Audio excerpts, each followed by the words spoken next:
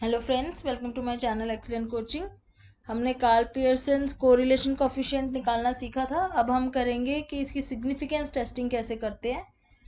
तो ये बोल रहे हैं कि सिग्निफिकेंस टेस्टिंग होती है जब हाइपोथेसिस की, तो वो होती है जब हम पैरामीटर ऑफ पॉपुलेशन को मेजर करते हैं। जैसे कि अगर हम किसी पॉपुलेशन पैरामीटर को सैंपल में से वो कर रहे हैं, उसकी हाइपोथेसिस को हम टेस्ट कर रहे हैं, तब उस टाइम हमें सिग्निफिकेंस को टेस्ट करने की ज़रूरत पड़ती है। आप सैंपल को मेजर करके पॉपुलेशन के ऊपर अज्यूम करोगे, जब यानी कि पॉपुलेशन के ऊपर अप्लाई करोगे वो मेजरमेंट्स, तो उसमें आपको सिग्निफिकेंस टेस्ट करना ज़रूरी होता है। तो कार्ल पियर्सन्स कोरिलेशन कोफिशिएंट में कह रहे हैं कि जब ये सिर्फ दो वेरिएबल्स के बीच का आपस में डायरेक्शन और आपस में क्या कोरिलेशन है ये देखने के लिए निकाला जाता है, तो उस टाइम सिग्निफिकेंस टेस्टिंग की ज़रूरत नहीं पड़ती। सिर्फ हमें ये देखना है कि दोनों वेरिएबल्स की आपस में क्या कोरिलेशन है और कितनी कोरिलेशन का डायरेक्शन क्या है, वैल्यू क्या है। उस टाइम हमें सिग्निफिकेंस टेस्टिंग की ज़रूरत नहीं पड़ती। लेकिन जब हम इसी कोरिलेशन को कंप्यूट करते हैं as an estimate of population correlation, के मतलब ये जो कोरिलेशन है सैंपल का, ये पूरी पॉपुलेशन का भी कोरिलेशन होगा। तो जब हम इसको एस्टीमेट करते हैं पॉपुलेशन के लिए, तो उस टाइम पे हमें सिग्निफिकेंस टेस्ट करना ज़रूरी है कि बाई चांस तो नहीं आई है हमारी वैल्यू, क्या हमारी जो वैल्यू आई है वो बाई चांस आने वाली वैल्यू से ज़्यादा है या नहीं है। तो इसलिए यहाँ पे सिग्निफिकेंस टेस्ट करना ज़रूरी हो जाता है। Different values of correlation can be obtained between any two variables x and y from different samples of different sizes. तो क्योंकि पॉपुलेशन को बिलोंग करते हैं ये दोनों वेरिएबल्स भी, ये जो सैम्पल है हमारे, तो इसमें कोई भी वैल्यू आ सकती है एक्स एंड वाई के बीच में, इन दोनों वेरिएबल्स के बीच में कोई भी वैल्यू आ सकती है कोरिलेशन की। The researcher is not merely interesting in knowing the finding in the specific sample on which data is obtained, but they are interesting in estimating the population value of the correlation. अब researcher अगर ये चीज़ जानने में interested है कि population में अगर ये वैल्यू आती है कोरिलेशन की तो वो कितनी होगी। अभी हमने सैंपल पे निकाली है, लेकिन यही चीज़ पॉपुलेशन में आती है तो वो कितनी होगी। Testing the significance of correlation coefficient is a complex issue. It is because the distribution of the correlation coefficient, ये जो कोरिलेशन कोफिशिएंट है इसकी जो डिस्ट्रीब्यूशन है, इसकी वजह से ये थोड़ा सा कॉम्प्लिकेटेड हो जाता है। इसमें the T distribution and Z distribution are used. दोनों ही तरह की डिस्ट्रीब्यूशन इसमें यूज होती हैं, टी डिस्ट्रीब्यूशन और Z distribution. The population correlation between X and Y is denoted by, ये सिंबल यहाँ दिया हुआ है, द सैंपल कोरिलेशन इज। अब सैंपल का कोरिलेशन हम किससे डिनोट करते हैं, ये हमने ऊपर भी वैल्यू देखी थी कि आर एक्स वाई बोलते हैं। ये जो सिंबल है यहाँ पे फिर इन्होंने गलत दिया हुआ है, ये पहले भी मैंने बताया था आपको, इसको रो बोलते हैं। ये पी की तरह दिखता है सिंबल, तो इसको बोला जाता है रो ऐसे, और एक्स वाई ऐसे नीचे आ जाता है कि दो वेरिएबल्स का। तो पी से पॉपुलेशन होता है, पी से रो होता है, ऐसे आप इसको याद कर लेना। अब हम इसमें कह रहे हैं कि जैसे नल हाइपोथेसिस अगर हमें लिखना है, ऑल्टरनेट हाइपोथेसिस लिखना है, तो टिपिकल नल हाइपोथेसिस क्या होता है, which states that population correlation coefficient between X Y zero. तो नल हाइपोथेसिस क्या बोलता है कि दोनों के बीच में कोई कोरिलेशन नहीं है, मतलब कोई सिग्निफिकेंट मतलब डिफरेंस नहीं है, कोई नो डिफरेंस। तो यहाँ पे जैसे नल हाइपोथेसिस इन्होंने दिखाया हुआ है कि जो पॉपुलेशन कोरिलेशन है एक्स वाई का वो जीरो है, आपस में कोई कोरिलेशन नहीं है, एक के चेंज होने से दूसरे वेरिएबल में कोई फर्क नहीं आता। और इसका ऑल्टरनेट उल्टा हो जाएगा, जो कहेगा कि आपस में दोनों के बीच में कोरिलेशन जीरो से ज़्यादा है, चाहे वो प्लस में हो चाहे माइनस में हो, लेकिन जीरो से कम या ज़्यादा है, जीरो नहीं है। If we reject null hypothesis, then we accept alternate hypothesis that the population correlation coefficient is other than zero. It implies that finding obtained on the data is not a sample specific error. Sir Ronald Fisher has developed a method using t distribution for testing null hypothesis. तो इसमें हम कौन सा method use कर रहे हैं, T distribution method use कर रहे हैं नल हाइपोथेसिस को टेस्ट करने के लिए। और यहाँ पे आपका काम आ जाता है डिग्रीज ऑफ फ्रीडम का, जो होता है फॉर्मूला n-2। n-2 का मतलब है नंबर ऑफ ऑब्जर्वेशन में से आपने 2 माइनस कर दिया है। और डिग्रीज ऑफ फ्रीडम का कॉन्सेप्ट मैं आपको समझा देती हूँ, ये क्या चीज़ होती है। शॉर्ट में थोड़ा बता दूँ क्योंकि ज़्यादा डिटेल में नहीं बता पाऊँगी, काफ़ी ज़्यादा इसका जो मीनिंग है थोड़ा सा कॉम्प्लिकेटेड है। तो डिग्रीज ऑफ फ्रीडम ये होती हैं कि जैसे सपोज आपने आपके पास 2 सैंपल्स ही हैं सिर्फ, मान लो 2 लोगों के ऊपर ही आपने मेजरमेंट करी है, 2 ही डेटा आपके पास हैं। तो 2 लोगों की आपने करी और उसको आपने जब आप उसका सिग्निफिकेंस निकाल रहे हो उसका टी डिस्ट्रीब्यूशन से, तो n-2 आप लिखते हो। तो n-2 का मतलब 2 लोगों का आपने सैंपल ले लिया, तो बचा कौन? तो n का मतलब यहाँ पे 2 है, जैसे 2 हमारे पास 2 सैंपल हैं ऑलरेडी, हमने उसमें से 2 माइनस करा तो क्या बचा? 0। यानी कि और कोई भी नहीं बचा है आप जिसके ऊपर ये एस्टिमेट लगाओगे। तो डिग्रीज ऑफ फ्रीडम आपको ये बताते हैं कि कितने लोग बच गए हैं पॉपुलेशन में जिसके ऊपर ये आप एस्टिमेट लगा रहे हो। जैसे सपोज 5 लोग हैं, 5 ऑब्जर्वेशन है आपके पास, आपकी डिग्रीज ऑफ फ्रीडम n-2 है अगर, तो n-2 यानी 5-2 यानी कि बाकी 3 लोग बचे हैं जिसके ऊपर आप अपना वैल्यू का एस्टिमेट लगाओगे। तो ये डिग्रीज ऑफ फ्रीडम होती है और ये आगे फॉर्मूले में हम यूज़ करते हैं इसको। तो इस तरीके से इसका यूज़ है, लेकिन आपको इसके ज़्यादा इसकी डिटेल में नहीं जाने की ज़रूरत है, बट ये फॉर्मूले में कहाँ यूज़ होती है ये आपको पता होना चाहिए। तो फिर हम क्या करते हैं, हम अपेंडिक्स सी यूज़ करते हैं जिसमें ये टी डिस्ट्रीब्यूशन टेबल दिया होता है।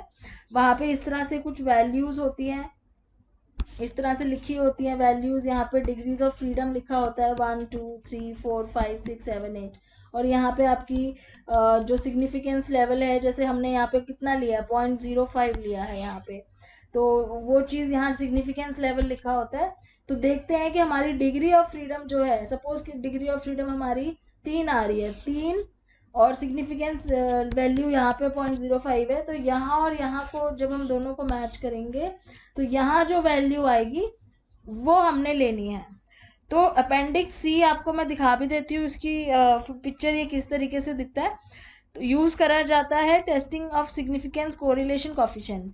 यहाँ पे क्रिटिकल वैल्यूज़ आपको मिल जाएंगी वेरियस डिग्रीज ऑफ फ्रीडम की, जैसे मैंने बोला इस तरफ डिग्रीज ऑफ फ्रीडम होती हैं और इस तरफ सिग्निफिकेंस लेवल होता है।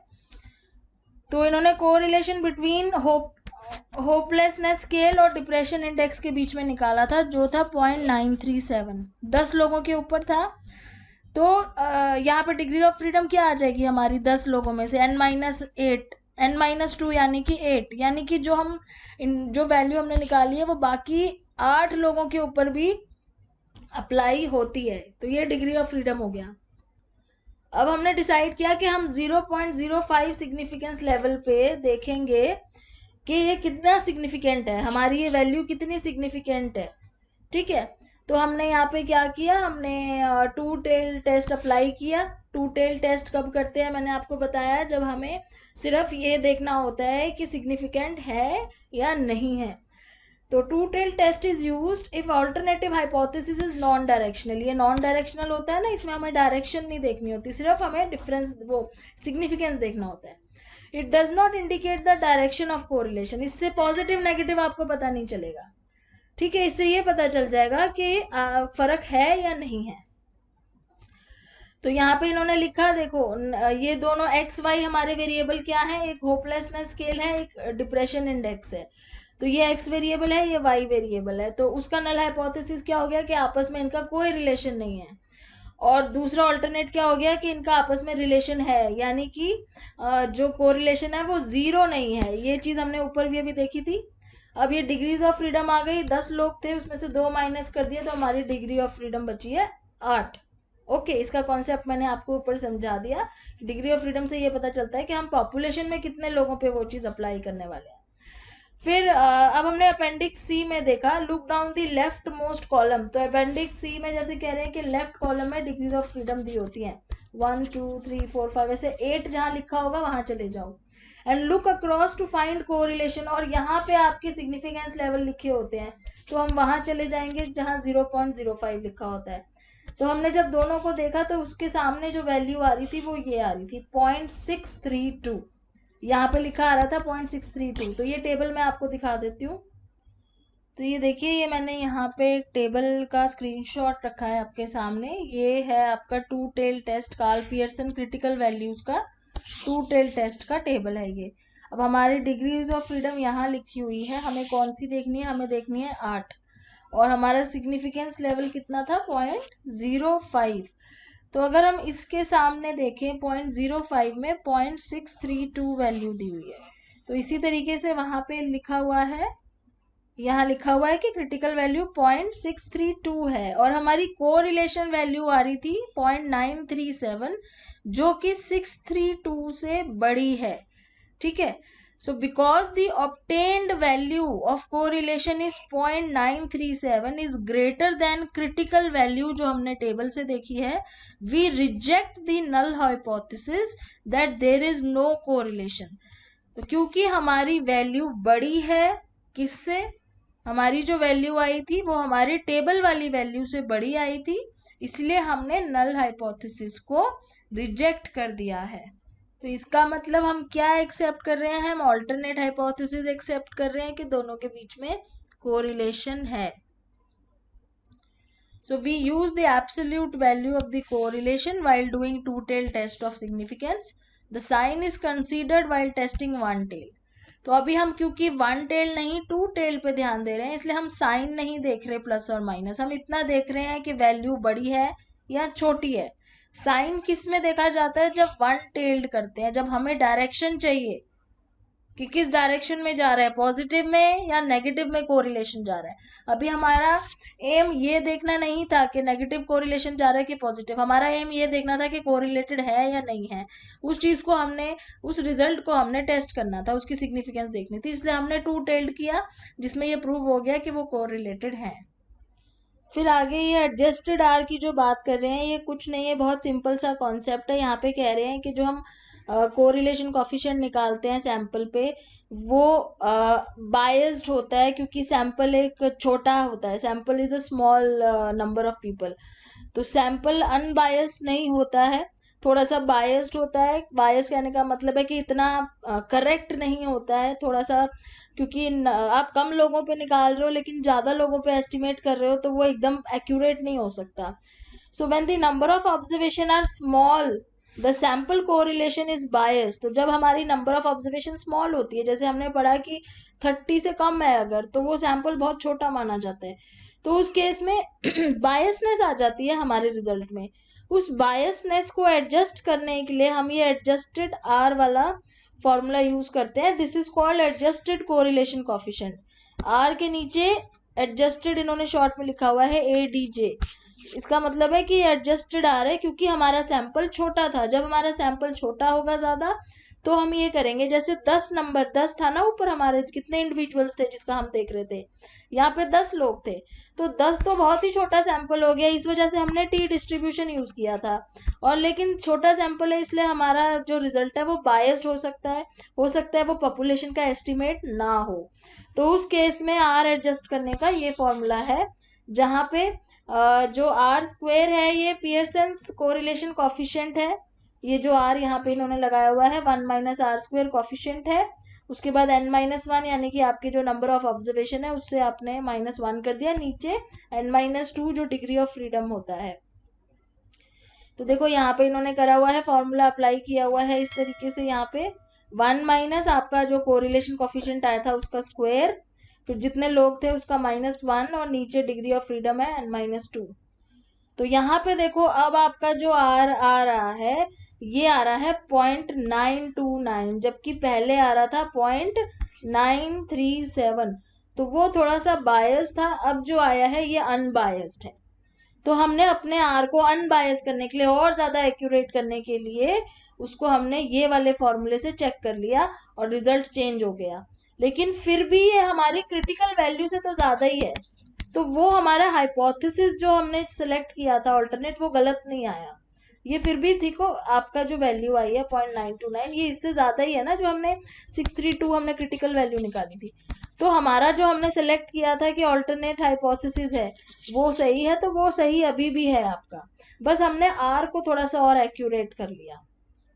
अब इसमें एजम्पशंस क्या होती है जब हम सिग्निफिकेंस टेस्टिंग करते हैं, आपको थ्योरेटिकली पूछा जा सकता है, तो आपको वैसे पता होना चाहिए थ्योरेटिकली क्या एजम्पशंस होती है कि सारे जो स्कोर्स हैं वो इंडिपेंडेंट है, आपस में स्कोर्स का कोई लेना देना नहीं है, they are all independent score. जैसे 10 लोगों के स्कोर है, 1 का 2 का 3 का, तो वो आपस में इंडिपेंडेंट है। The population X and the population Y follow a normal distribution. तो जो पॉपुलेशन एक्स वाई हम ले रहे हैं वो एक नॉर्मल डिस्ट्रीब्यूशन फॉलो करता है, तो ये हम एज्यूम करते हैं। बाकी ये दो चीजें तो मैं पहले भी बता चुकी हूँ कि कोरिलेशन में एक डायरेक्शन इंपॉर्टेंट होती है, एक स्ट्रेंथ होती है। डायरेक्शन का मतलब है पॉजिटिव कोरिलेशन है या नेगेटिव कोरिलेशन है, जिसको हम कोवेरियंस भी बोलते हैं। और स्ट्रेंथ मतलब कितना स्ट्रॉन्ग कोरिलेशन है, वन से कितना पास है और वन से कितना दूर है। तो ये दोनों चीजें ही मैटर करती हैं जब हम कोरिलेशन की बात करते हैं। तो ये आपका यूनिट यहाँ पे खत्म हो गया है। बस एक चीज और मैं यहाँ पे बता दूं, लेकिन अगर आपको आता है कि रॉ स्कोर मेथड यूज करो, रॉ स्कोर, तो उसका आपने फॉर्मूला फिर ये वाला यूज करना है। जो हमने ऑलरेडी ऊपर फॉर्मूला पढ़ा था वो ये था। और अगर रॉ स्कोर मेथड से आपको कैलकुलेट करने के लिए आता है तो उस केस में आपका फॉर्मूला जो कोरिलेशन का हो जाएगा वो ये हो जाएगा। तो ये फॉर्मूला भी आप नोट कर सकते हो। वैसे तो हम नॉर्मल फॉर्मूले से ही निकालते हैं, और रॉ स्कोर मेथड से कभी कभार क्वेश्चन अगर आ जाए तो आपको ये फॉर्मूला भी पता होना चाहिए कोरिलेशन निकालने का। तो वही तरीका है सारा, देखो उसी तरीके से टेबल बनाया हुआ है, एक्स को स्क्वायर करा है, एक्स को, क्योंकि हमें इस फॉर्मूले में एक्स वाई चाहिए, एक्स वाई का समेशन चाहिए, एक्स वाई का टोटल चाहिए। तो यहाँ पे ये दिया है ना एक्स वाई, तो इसलिए हमने दोनों को मल्टीप्लाई कर लिया, एक्स का टोटल, वाई का टोटल, एक्स वाई का टोटल, तो उसको आपस में माइनस करा है, और नीचे डिनोमिनेटर में स्टैंडर्ड डेविएशन है।